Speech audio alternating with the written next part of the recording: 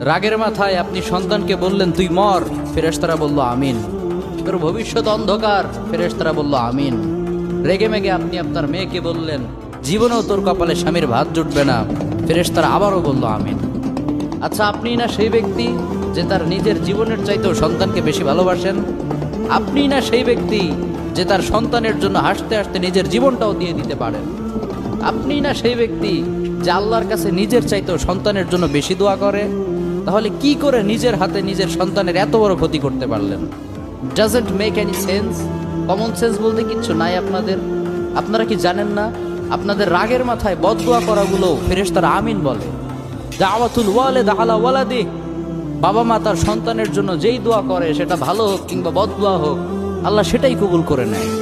এজন্য খবরদার, never curse your children. রাগের মাথায় কখনো সন্তানকে অভিশাপ করবেন না। খুব বেশি রাগ উঠে গেলে তার জন্য উল্টা